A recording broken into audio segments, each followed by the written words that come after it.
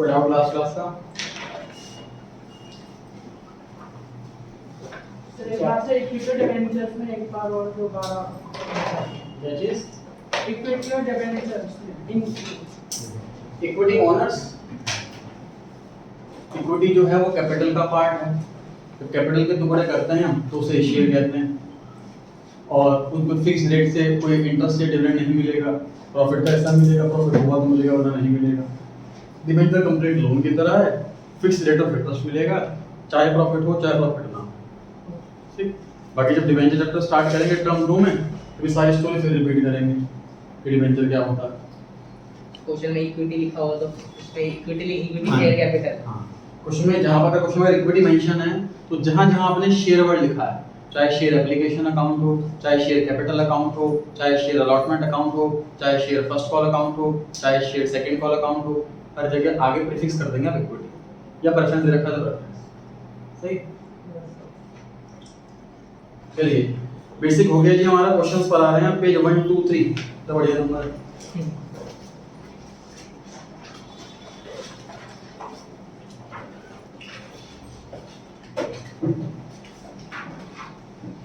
One 123 page number. Test के लिए recommend किया जा रहा है बच्चों से कि भाई रात का टेस्ट ना रख करके सुबह संडे को रख लिया करें। सभी सहमत हैं इसमें? Yes sir. फिलहाल तो टेस्ट 11 तारीख का है। 11 तारीख को कौन सा टेस्ट है? कोई टेस्ट है कल का? कौन सा? 16 वाला टेस्ट होगा। और टेस्ट जो मैं रखूंगा वो संडे का रखूंगा सुबह 11 बजे का। सभी को सुटेबल है टाइम? Yes sir. चलिए 123 पेज पे जो सबसे नीचे टॉपिक दिया हुआ है, सबसे नीचे लिखा हुआ है issue of shares at par, comma premium, comma balance sheet, comma over subscription, comma under subscription. ये सारे टॉपिक इसके अंदर दे रखे हैं। पहला क्वेश्चन पढ़ रहे हैं हम। एडुकेट लिमिटेड, ये कंपनी पब्लिक कंपनी है कि प्राइवेट कंपनी है? पब्लिक कंपनी है। Issues 1 lakh equity, equity word लिखा हुआ है, हमें भी ध्यान रखना है, हर जगह इक्विटी वर्ड मेंशन करना है। ऑफ रुपीस 10 ईच, इस कंपनी को कितना रुपया चाहिए? 10 लाख। 1 लाख शेयर हैं, 10 रुपए का एक, 10 लाख हो गए। आगे बढ़ते हैं। At a premium of 5 rupees पर शेयर, क्वेश्चन सुने मेरा, फेस वैल्यू बताओ 10 रुपीस, इश्यू प्राइस बताओ 15 रुपीस। इस कंपनी को टोटल कितना रुपए मिलने वाले हैं? 15 लाख। एक शेयर पे 15 रुपए और 1 लाख शेयर है, 15 लाख रुपए टोटल। सही है? अच्छा। The whole amount was payable on application, सारा पैसा एप्लीकेशन पे मंगाया। कितनी इंस्टॉलमेंट है? एक। कितनी एंट्री होंगी? 2। The issue was fully subscribed, मतलब सब्सक्रिप्शन जो हुआ है वो पार पे हुआ है, ना तो ओवर सब्सक्रिप्शन है कि एप्लीकेशन ज्यादा आ गई हो, ना अंडर सब्सक्रिप्शन है कि एप्लीकेशन कम आई। फिर हो गई बात? Yes sir. Pass necessary journal entries and also show the balance sheet. चलिए एंट्री खुद करने में सक्षम है आप? Yes sir. 1 मिनट का समय दिया जा रहा है।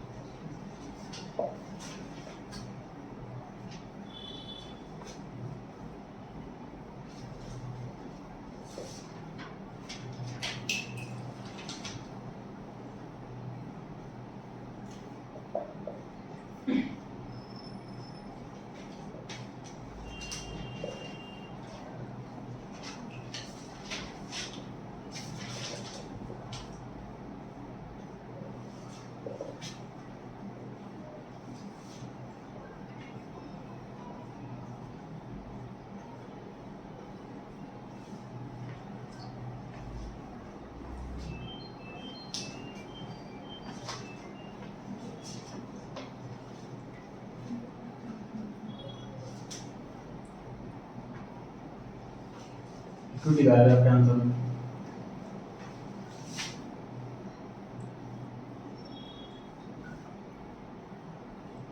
कुछ मिस्टेक है, मिस्टेक है कुछ। हाँ मिस्टेक है, देखो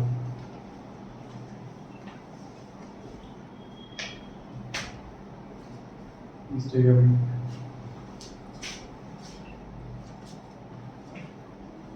मिस्टेक है।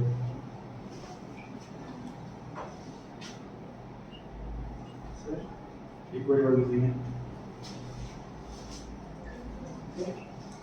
एसपीआर के बाद भी इक्विटी शेयर होल्ड नहीं है ना, सिक्योरिटी होल्ड है। ये सही है।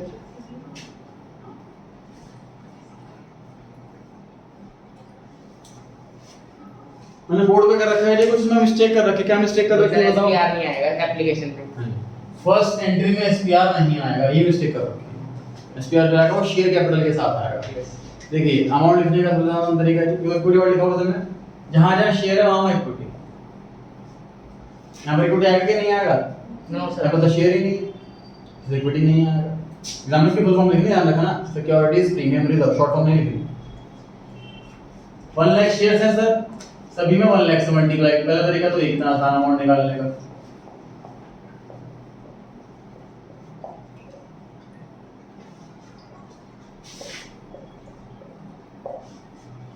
वन लाख शेयर तो मैं 1 लाख से मल्टीप्लाई।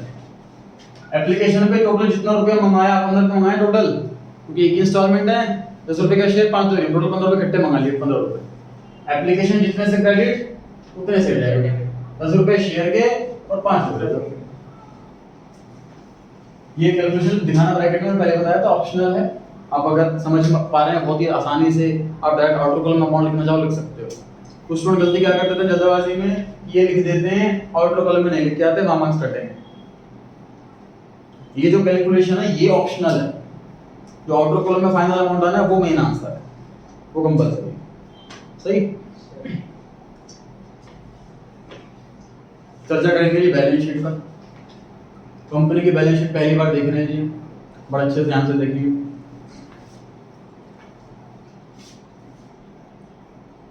जो बुक 3 है इसमें चैप्टर नंबर 1, उसके चैप्टर 2 पार्ट में डिवाइड है जी। पहला पार्ट बैलेंस शीट, इसमें हमें स्टेप्स लर्न कर रहे हैं। एक पेज पे बैलेंस शीट दे रखी होगी, उस पूरी स्टेप वाइज समझेंगे हम कि कौन से आइटम कौन से सीक्वेंस पर है, उसे हमें मेमोराइज करना है, कौन से आइटम कहाँ आती हैं, ये चीज़ लर्न करनी है। क्योंकि कंपनी की बैलेंस शीट है जी, हर जगह उसी, हर आइटम उसी जगह पर रहेगी।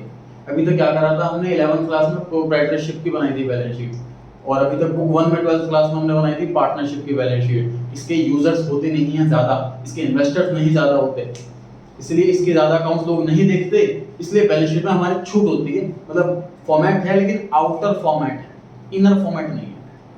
मतलब balance sheet liability amount asset amount ऐसे लिखा जाएगा, बैलेंस शीट लिखी जाएगी एज ऑन, उसके बाद डेट लिखी जाएगी। ये जो आउटर कॉलम है, ये जो आउटर फॉर्मेट है, ये तो फिक्स्ड है प्रोप्राइटरशिप में भी पार्टनरशिप में भी। लेकिन जो इनर फॉर्मेट है कि कौन सी आइटम पहले आएगी, कभी हम कैश पहले लिख देते हैं, कभी बिल्डिंग पहले लिख देते हैं, ये इनर फॉर्मेट है ही नहीं प्रोप्राइटरशिप पार्टनरशिप, क्योंकि उसके यूजर्स इतने नहीं।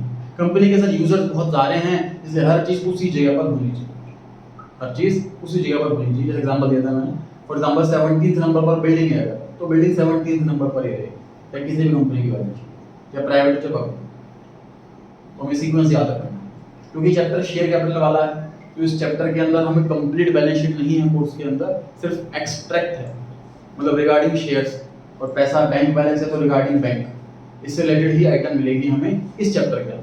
तो डिबेंचर चैप्टर स्टार्ट करेंगे तो डिबेंचर के रिगार्डिंग जितनी बैलेंस शीट है वो आएगी, और बाकी जब ये चैप्टर पढ़ेंगे तो वहाँ पे कंप्लीट है।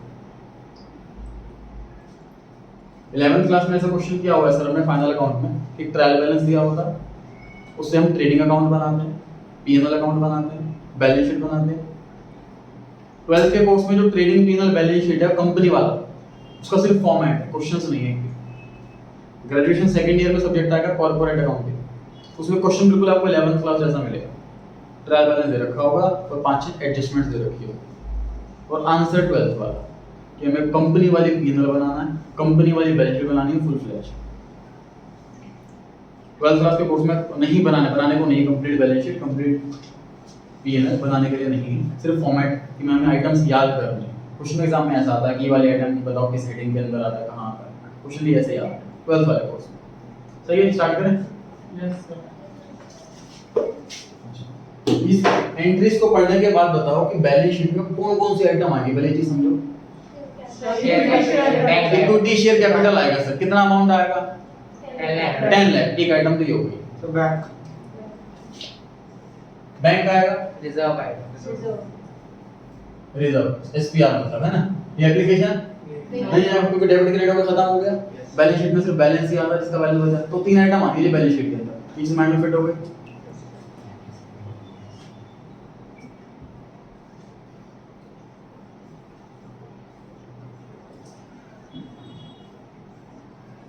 अभी इसे समझ रहे हैं अच्छे से, कोशिश करें साथ साथ जितना हो सके मेमोराइज करने की कोशिश करेंगे।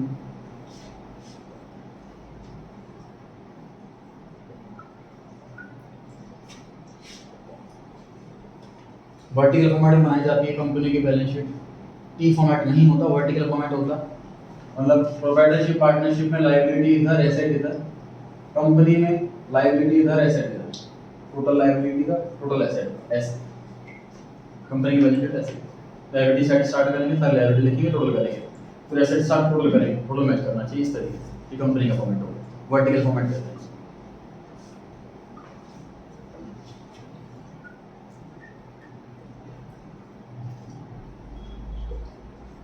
Equity and liabilities proper format में कैपिटल लेटर में लिखा हुआ, हालांकि इसके मार्क्स नहीं कटेंगे आपके अगर आपने कैपिटल लेटर में नहीं लिखा हो, ऑप्शनल कैपिटल लेटर या small letter. Shareholders funds,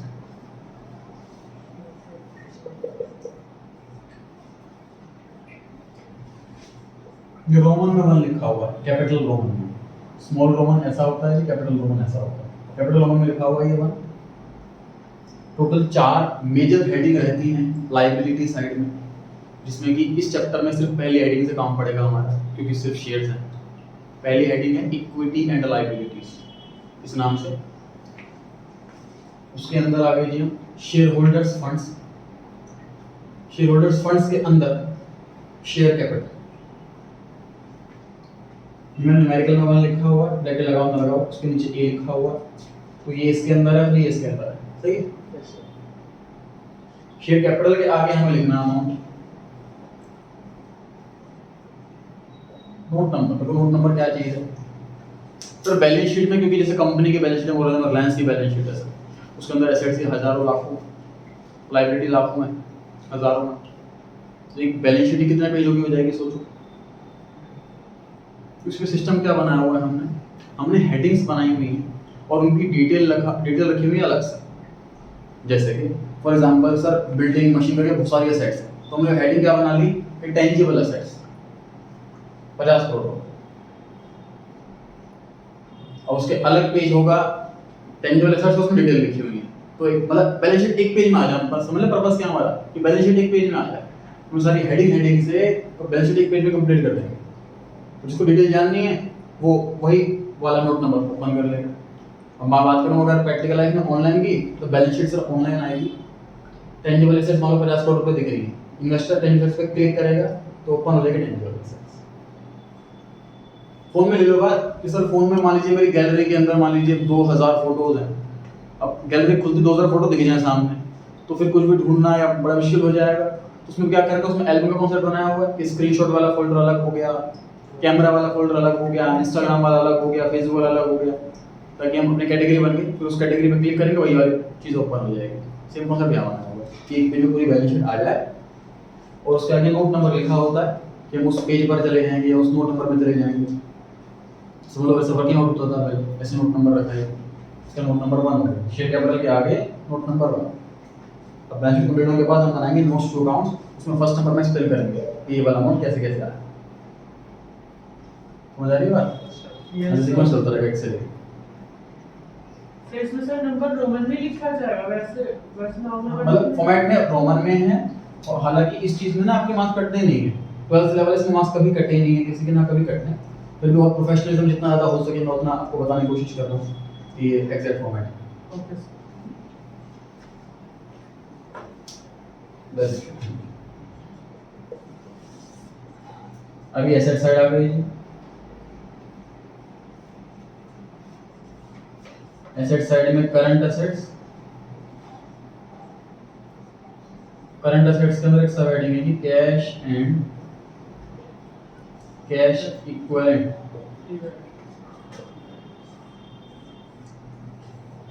ये बैलेंस शीट कंप्लीट होगी छोटी सी, क्योंकि इस क्वेश्चन में सिर्फ शेयर कैपिटल है, इस क्वेश्चन में सिर्फ बैंक है।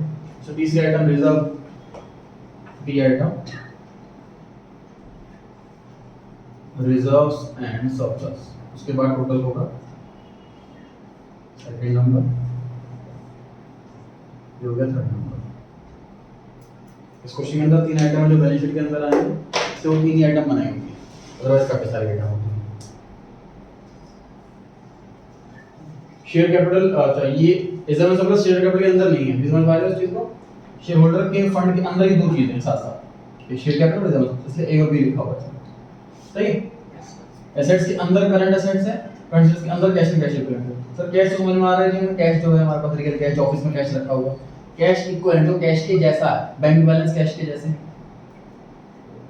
पढ़ेंगे आपके सर किसी कंपनी के हम अगर हम शेयर्स खरीद लेते हैं तो हमारे डीमैट अकाउंट के अंदर आ जाते हैं, उसको जब चाहे 25% टैक्स पे कर सकते हैं, तो वो भी कैश के जैसा ही होता है। किसी से चेक मिला मेरे को, बोले मैंने बैंक में जमा नहीं कराया, चेक इन है, वो भी कैश के जैसे ही, मुझे एम्प्लॉय को सैलरी देने में वो चेक एंडोर्स कर सकता हूँ, उसको दे सकता हूँ।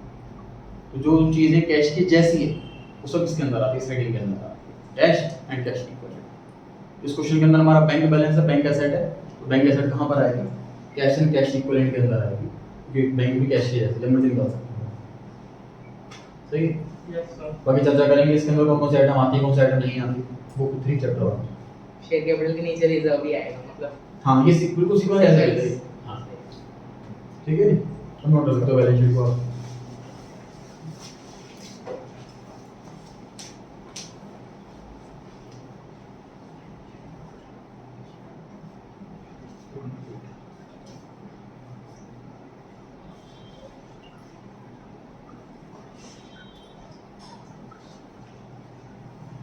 पेपर भले ही एमसीक्यू है, हमें सारी चीजें बारीकी से समझनी नहीं, क्योंकि एमसीक्यू में और नेगेटिव पॉइंट ये होता है कि क्वेश्चन कहीं से पूछा जा सकता है।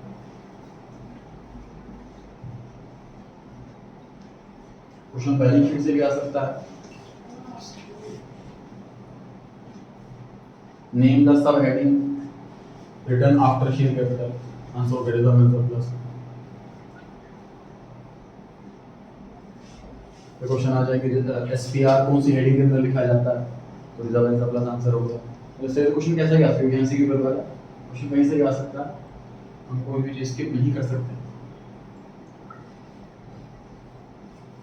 बस इतना है कि लॉन्ग क्वेश्चन ज़्यादा टाइम नहीं लगाएंगे हम, लॉन्ग क्वेश्चंस की वैरायटी सारी करेंगे, हर टाइप का एक क्वेश्चन करेंगे, उसके बाद फिर भाग के फटाफट से एमसीक्यू पढ़ाएंगे।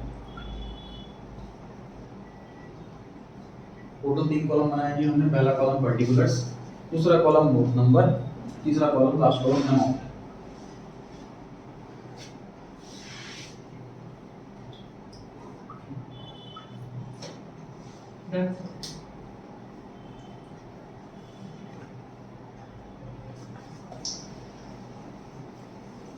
So this side. हाँ जी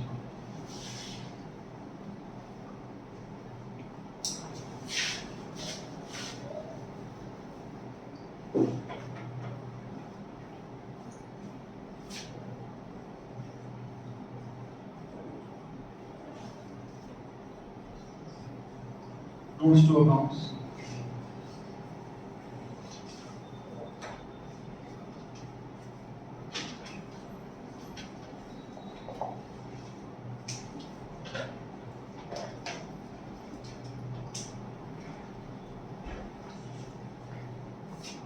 हम यहाँ पर समरी बनाई है, अब इस समरी का जो एलैबोरेशन है वो यहाँ किया जाएगा, इसको एलैबोरेट यहाँ किया जाएगा कि शेयर कैपिटल में कोई भी अमाउंट आया तो वो कैसे आया, रिजर्व एंड सरप्लस में कोई भी अमाउंट आया वो कैसे आया, और कैश में कोई भी अमाउंट आया तो कैसे आया, वो चीज यहाँ पे डिटेल में लिख रहे हैं। This is the part of the answer question में, लेकिन सर सिर्फ बैलेंस शीट मांगी है तो भी आपको ये बनाना पड़ेगा। अगर क्वेश्चन में सिर्फ नोट्स टू अकाउंट्स मांगा है तो सिर्फ नोट्स टू अकाउंट्स बनाए, फिर बैलेंस शीट नहीं बनाए। समझ रहे चीज को? Yes sir. क्वेश्चन के अंदर बैलेंस शीट मांगी है तो बैलेंस शीट और नोट्स टू अकाउंट दोनों बनाने हैं। अगर क्वेश्चन में सिर्फ नोट्स टू अकाउंट्स मांगा है तो सिर्फ नोट्स टू अकाउंट्स बनाना। तो हमें ध्यान रखना पड़ेगा शेयर कैपिटल फर्स्ट पे आता है तो फिर हाँ ऐसे करते हैं। इस चैप्टर में तो कंफ्यूजन कोई होगी नहीं, क्योंकि इस चैप्टर में सारी बैलेंस शीट ऐसी ही बनेगी, क्योंकि चैप्टर के अंदर सिर्फ शेयर्स हैं, रिजर्व है और बैंक है, तो चौथी आइटम कोई है नहीं। तो इस चैप्टर में, चैप्टर तो बुक 3 में सीखेंगे, क्योंकि इसके अंदर 100 आइटम होंगे। कंटिन्यू करें जी। Yes sir. तो पहली जो हमारी हेडिंग है वो है शेयर कैपिटल।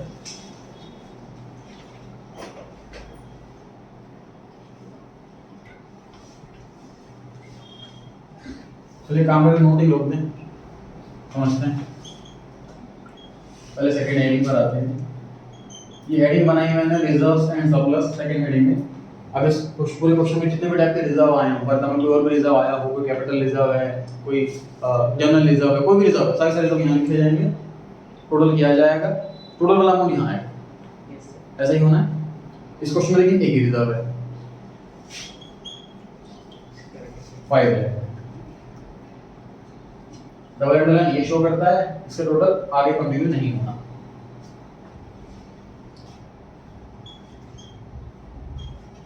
ठीक है जी, बैलेंस शीट बना दी हमने, तो इस पे क्लिक करेगा तो सीधा ये ओपन हो जाएगा, उसको सिर्फ एसपीआर दिखेगा 5 लाख रुपए।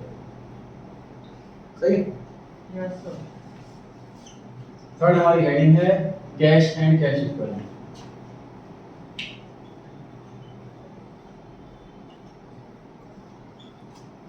इसके अंदर कौन सी आइटम है जी? जो हमारा बैंक में पैसा पड़ा हुआ, कैश एट बैंक, सिर्फ बैंक पे लिख सकते हो। कैश एट बैंक थोड़ा और प्रोफेशनल है कि हमारा पैसा बैंक में जमा है, और क्लियर हो जाती है बात, क्योंकि सिर्फ बैंक से ना, जैसे पहले होता है इन्वेस्टर जो है वो जरूरी नहीं है कॉमर्स का हो, तो सिर्फ बैंक पढ़ के शायद उसके माइंड में क्लिक करें ना करके बैंक क्या लिखा हुआ है, बैंक लोन दूंगी है, क्या चीज़ है। Cash at bank complete indicate कर रहा है कि अपना पैसा, अपना कैश बैंक में रखा हुआ है ना, ये एसेट है, ये क्लियर इंडिकेट कर रहा है। कैश एट बैंक कितना, कैश एट बैंक का क्वेश्चन के अंदर Sir, 15 lakh. 15 लाख। अगर क्वेश्चन के अंदर मान लीजिए 4-5 इंस्टॉलमेंट होती तो सारे बैंकों को ऐड करके फिर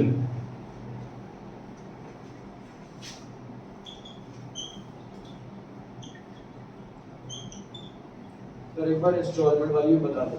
क्वेश्चन आएंगे, बहुत सारे करेंगे। तो पहला क्वेश्चन बेसिक लिया हुआ है, इंस्टॉलमेंट वाला, 2 इंस्टॉलमेंट वाले लेंगे तो 3 इंस्टॉलमेंट वाले लेंगे। बढ़े जी आगे। Yes sir. शेयर कैपिटल वाला रह गया है, नोट का सारा कंप्लीट हो गया है। अब देखिए शेयर्स में आप थ्योरी में पढ़ेंगे, शेयर्स की कैटेगरी क्या क्या होती है।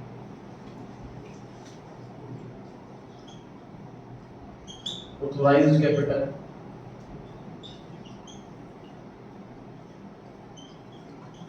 Issued capital, subscribed capital. First time देखने में लर्न करना मुश्किल सा लगेगा, 5-6 क्वेश्चन कर लेंगे, टिप्स पे याद हो जाएगा। Sir what is authorised capital, सुने ध्यान से। जब कोई काम स्टार्ट करते हैं, जैसे मैं मान लीजिए अपनी कंपनी रजिस्टर्ड कराने जा रहा हूँ आरओसी के पास, रजिस्ट्रार ऑफ कंपनी के पास, अपनी कंपनी को रजिस्टर्ड कराने के लिए जा रहा हूँ कि मैं ये कंपनी खोलना चाह रहा हूँ, ये बिजनेस करूँगा, ये नाम होगा, और सारी फॉर्मेलिटीज पूरी करूँगा। तो वो पूछेगा, उसकी ना फीस होती है, जितनी बड़ी कंपनी है उसके हिसाब से। फॉर एग्जाम्पल 1% है, मान लीजिए मेरी कंपनी में 1 करोड़ रुपए की खोल रहा हूँ, तो 1 करोड़ में 1 लाख रुपये फीस लेगा, एग्जाम्पल दे रहा हूँ, सही। तो वो पूछेगा कितनी बड़ी कंपनी खोल रहे हो। अब सपोज मैं जो लगाना चाह रहा हूँ, स्टार्टिंग में लगाना चाह रहा हूँ 20 लाख रुपये, लेकिन आगे जाके बढ़ा भी सकता हूँ, तो फिर मैं कितने करवाऊँ, इतना ज़्यादा भी ना करवाऊँ क्योंकि फीस ज़्यादा जाएगी उसकी, कम भी ना करवाऊँ कि बाद में बढ़ाने में दिक्कत आ जाए। तो सपोज मुझे 20-25 लाख के आसपास पैसा लगाना है, तो मैं 50 लाख के आसपास का ऑथराइजेशन ले लूँ, यदि मैं 50 लाख रुपये तक की मेरे को ऑथराइजेशन 50 लाख रुपये देते, 50 लाख रुपये तक मैं लगा सकता हूँ कंपनी के अंदर। अब चाहे मैं 5 लाख लगाऊँ, चाहे 4 लाख लगाऊँ, चाहे 50 लाख पूरे लगाऊँ, लिमिट सैंक्शन हो गई कि 50 लाख रुपये तक की मैं कैपिटल रख सकता हूँ अपनी कंपनी के अंदर, ऑथराइजेशन सैंक्शन मिली। समझ में आ रही बात? अच्छा, दिस इज ऑथराइज्ड कैपिटल। तो मान लीजिए मैंने ऑथराइज्ड कैपिटल 50 लाख करवा ली, और बाद में बहुत ज़्यादा बिजनेस मेरा बढ़ रहा है, मुझे 1 करोड़ पहुँचाना है, फिर मैं फिर आरओसी के पास जाऊँगा, ये अमेंडमेंट करवाना है मेरे को, 50 लाख से 1 करोड़ करवानी है। अमेंडमेंट होने की फीस अलग, और जो इंक्रीमेंटल फीस है वो अलग, वो चार्जेस पे करके उनको वापस से बढ़वा सकता हूँ जितने मुझे बढ़वा सकता हूँ। तो हमारी बात, तो ऑथराइज्ड कैपिटल क्या होती है? At present maximum capital. Authorised capital को मैक्सिमम कैपिटल भी कहा जाता है, उससे ज़्यादा कैपिटल इशू नहीं हो सकती। हालांकि फ्यूचर में हम ऑथराइज्ड कैपिटल को अमेंड भी करवा सकते हैं, अपडेट भी करवा सकते हैं। ठीक, कभी कभी क्वेश्चन में आपको मेंशन होगी कि इस कंपनी के अंदर ऑथराइज्ड कैपिटल कितने शेयर्स हैं, कभी कभी मेंशन नहीं होगी। इस क्वेश्चन में मेंशन है कि नहीं, जरा ढूंढो। नहीं, नो सर, इसमें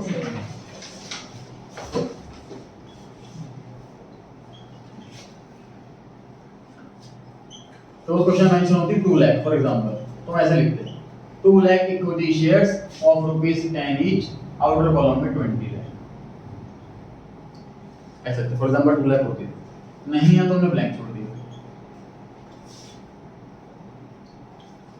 तो जब है नहीं तो लिखी क्यों रहे हो? क्योंकि फॉर्मेट का पार्ट है, दूसरी बात देखो, कोई भी चीज़ अगर क्वेश्चन के अंदर मिसिंग है तो हम अपना फॉर्मेट कंप्लीट रखते हैं। मतलब एग्जामिनर को हम बता रहे हैं कि भाई यहाँ पे ऑथराइज आती है, हमें पता है, तुमने नहीं दे रखी तो हमने ब्लैंक छोड़ी हुई। इसमें 1 लाख दे रखे ऑथराइज कहाँ है? ऑथराइज नहीं रखी है, इशू है ना, ऑथराइज नहीं है ना। जैसे कई बार बैलेंस शीट क्वेश्चन के अंदर आती है, उसमें डेट नहीं दे रखी होती, तो क्या करते हैं, balance sheet as a daughter छोड़ देते हैं, एवरेज रिप्रेजेंट ये कर रहे हैं कि हमें पता है कि यहाँ पर डेट आती है, आपने नहीं दे रखी तो इसको ब्लैंक छोड़ देते हैं। सही। Yes sir. तुमने पहला क्या सीखा सर, शेयर कैपिटल के अंदर जो पहली सब हेडिंग होती है वो होती है ऑथराइज्ड कैपिटल। ऑथराइज कितने शेयर्स हैं वो क्वेश्चन के अंदर मेंशन है तो लिख देंगे, नहीं है तो ब्लैंक छोड़ देंगे, लेकिन लिखेंगे जरूर। इक्विटी यहाँ पर भी लिखा हुआ है, देखो मैं यस इक्विटी क्वेश्चन के अंदर है ना, तो शेयर वर्ड अकेला आएगा ही नहीं। सही है। शेयर कैपिटल तो नाम है, इसलिए वो नाम तो वही रहेगा। क्वेश्चन में सपोज इक्विटी करते हैं दोनों, तो शेयर वर्ड के अंदर दोनों हैं, इक्विटी करते हैं, उसके भी क्वेश्चंस करेंगे हम। ये एक ही क्वेश्चन के अंदर दो वैरायटी हैं शेयर्स की, इक्विटी अलग, प्रेफरेंस अलग, तो कैसे उसको रिप्रेजेंट करेंगे, एंट्री मेरी बैलेंस शीट में भी वो क्वेश्चन भी आएंगे। तो शेयर कैपिटल तो नाम है, इसलिए इसको चेंज नहीं करेंगे इक्विटी या प्रेफरेंस, क्योंकि इसी के अंदर इक्विटी भी आएगा, इसी के अंदर प्रेफरेंस भी आएगा। ऑथराइज वाला क्लियर हो गया जी? Yes sir. शुड वाला तो खुद लिख सकते हैं, उसमें दे रखे हैं कितने, 1 lakh equity shares of rupees 10। Subscribe capital sir, subscribe capital क्या है कि इतना सब्सक्राइब करा है लोगों ने, इतने शेयर्स अप्लाई करे हैं लोगों ने, तो ये बराबर भी हो सकते हैं, ये कम भी हो सकते हैं, बस। आई रिपीट, सब्सक्राइब कैपिटल बराबर भी हो सकती है, कम भी हो सकती है, ज्यादा नहीं हो सकती। लेकिन क्वेश्चन दूसरा कराए थे आपने लास्ट क्लास में कि 10,000 शेयर इशू करे और 11,000 एप्लीकेशन आ गई, तो या तो रिजेक्ट कर दिया था, वापस कर दिया था, एक्सेप्ट तो नहीं किया था, बैलेंस शीट में क्यों आएगा? ठीक है। मतलब अगर बराबर शेयर सब्सक्राइब हुए या ओवर सब्सक्रिप्शन हुआ तो उसमें तो कितने बराबर रहेंगे, क्योंकि एक्स्ट्रा वो तो रिजेक्ट ही कर देते हैं। अगर मैंने क्वेश्चन में 1 लाख शेयर्स इशू करे लेकिन सब्सक्राइब करे लोगों ने 95,000, पेपर 95,000 रहेगा, है ना।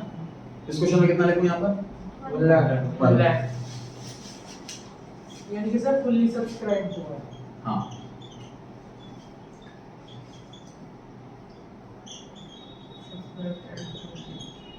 बताता हूँ क्या है।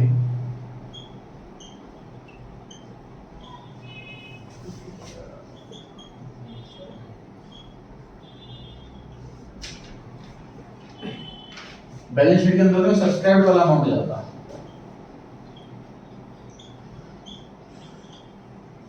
आंसर कंप्लीट हो गया जी हमारा, फिर डिस्कस करते हैं, सुनिए ध्यान से। तो एक अमाउंट ऑथराइज्ड का, एक अमाउंट इशूड का और एक अमाउंट सब्सक्राइब्ड का, तीन अमाउंट हो गए शेयर कैपिटल के, लेकिन बैलेंस शीट में एक ही अमाउंट जाएगा। कौन सा अमाउंट जाएगा? सब्सक्राइब्ड का। लॉजिक सुनिए, क्योंकि एंट्री इससे होती है, इससे नहीं होती। सपोज क्वेश्चन में लिखा है कि मैं 1 लाख शेयर्स इशू कर रहा हूं, लेकिन एप्लीकेशन आई 95,000, सारी एंट्री 95,000 तो होगी, यस सर। है कि नहीं? तो जिससे एंट्री होगी उसी से लेजर बनेगा, उसी से ट्रायल बैलेंस बनेगा, उसी से बैलेंस शीट बनेगा। तो अमाउंट जो है हमेशा सिर्फ सब्सक्राइब का आता है, ये सिर्फ प्रेजेंटेशन के लिए है, इन्वेस्टर को इन्फॉर्मेशन देने के लिए है कि देखो हमारे इतने शेयर ऑथराइज थे, उसमें से हमने इतने इशू कर दिए, उसमें से इतने सब्सक्राइब हो गए।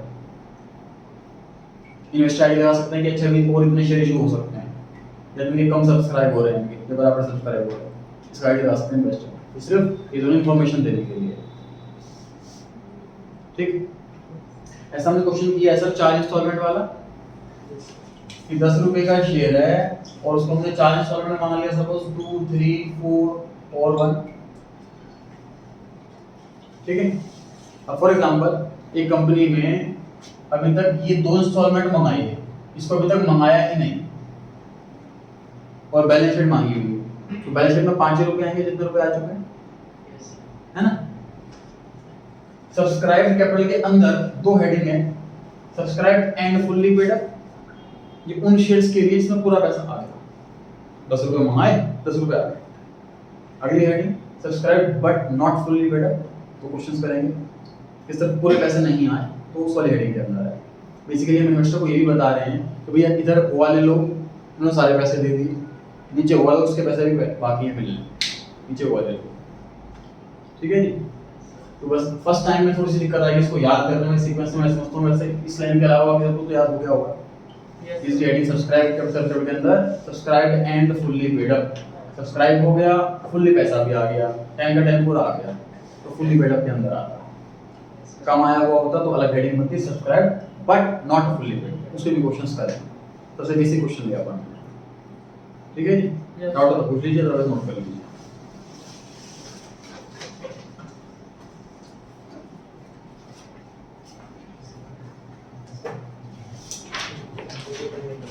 सर इनका टोटल नहीं करना ना? टोटल सब करना है देखो। हाँ, इनको करना। डबल इंटरलाइन करने का मीनिंग यही है, टोटल में आगे टोटल में नहीं आएगा।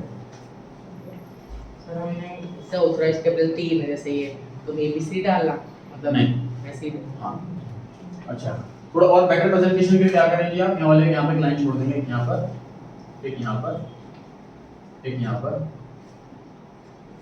ऑप्शनल है, वरना शेयर कैपिटल में हमेशा किसी दिन जाती है क्योंकि 4-5 इकट्ठे लिखी होती है, तो ये लाइन छोड़ देंगे आप सबसे पहले, अरे हेडिंग से पहले, तो प्रेजेंटेशन काफी अच्छी लगेगी।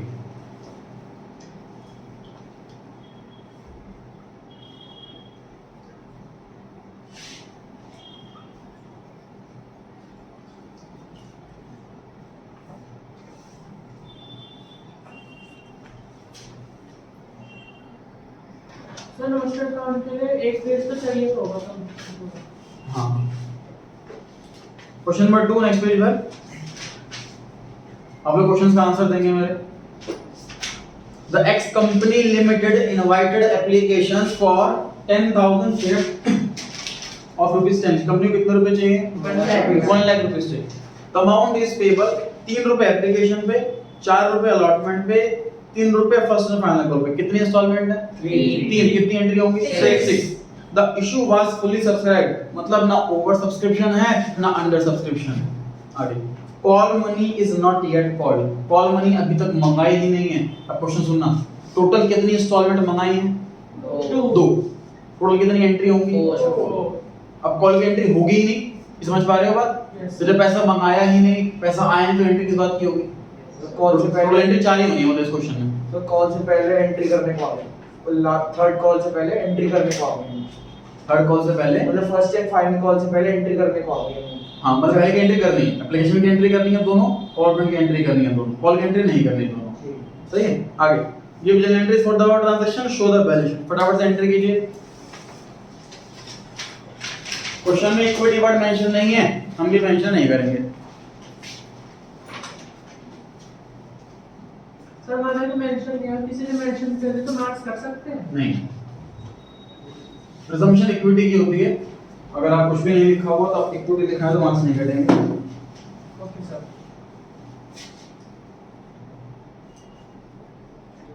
Bank account debit to share application account, बताइए क्या मल्टीप्लाई बाय क्या? सर इनको 3। 30,000 रुपीस, 10,000 शेयर हैं और 3 रुपए मंगाया है। इस क्वेश्चन में तो एसपीआर भी नहीं है।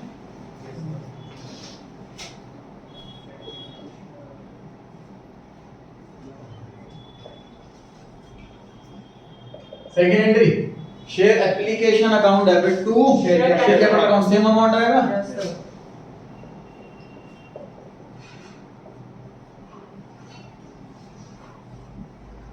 चारों एंट्री कर लीजिए, चारों एंट्री कर लिया तो बैलेंस शीट बनाओ, बैलेंस शीट बना लिया तो नोट्स अकाउंट बनाओ, वो भी कर लिया तो कर जाओ। Third entry ji, share allotment account debit to share capital account, बताइए कितना अमाउंट? 40,000। तो 4 रुपए अलॉटमेंट बने, 10,000 शेयर्स हैं, हो गया 40,000। फोर्थ एंट्री, अलॉटमेंट का पैसा मिलने की entry, bank account debit to share allotment account 40,000, bank account debit to share allotment account 40,000, पैसा मिलने की एंट्री अलॉटमेंट की। कॉल का पैसा मंगाया ही नहीं है, इसलिए कॉल की एंट्री होनी नहीं है।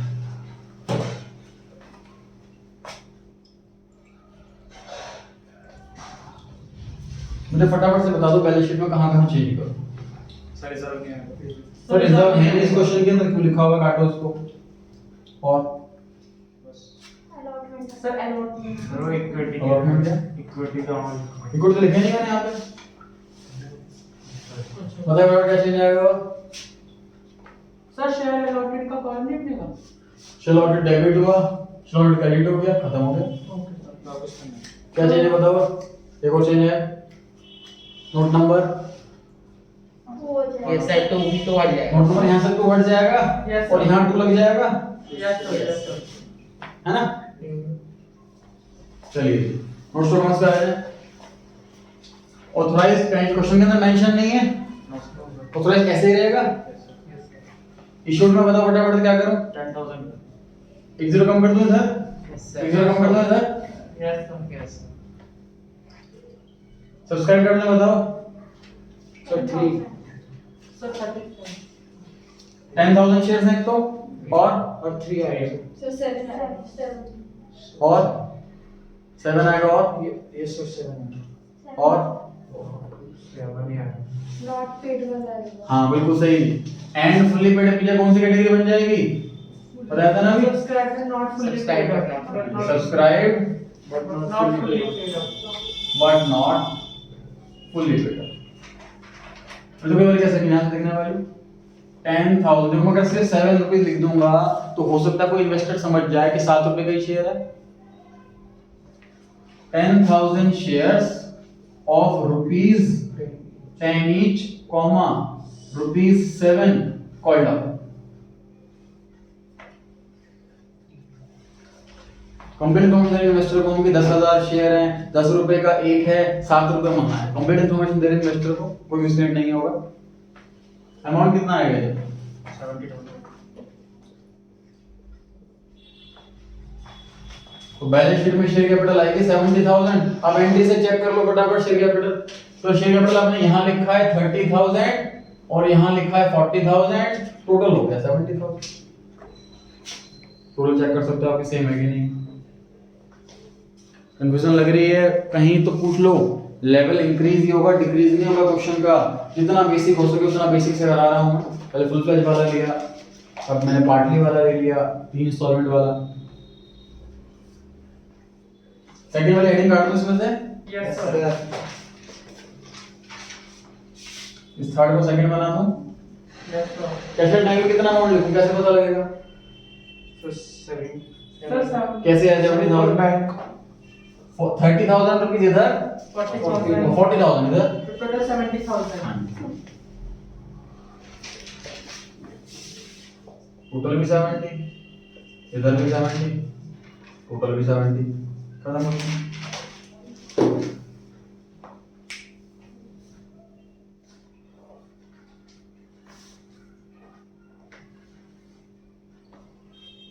आपको ड्यूटी है उसमें खुलकर जा सकता है बैलेंस शीट बनाने को, और एमसीक्यू क्वेश्चन में कहीं से पूछ आ सकता है। जैसे क्वेश्चन जो नोट्स के अंदर जो क्वेश्चन है, सेम क्वेश्चन दे दिया और आपसे ये पूछ लिया कि बैलेंस शीट में कैश एंड कैश इक्विवलेंट में कितना अमाउंट आएगा। शेयर कैपिटल या फिर हेडिंग कौन सी बनेगी सब्सक्राइब कैपिटल के अंदर, ऐसा क्वेश्चन आ सकता है। Option A subscribe and fully paid up, option B subscribe but not fully paid up. हर चीज को समझते हुए चलेंगे तो हम हर टाइप के एमसीक्यू के लिए प्रिपेयर रहेंगे। डाउट हो तो पूछ सकते हैं, जांच लेते हैं।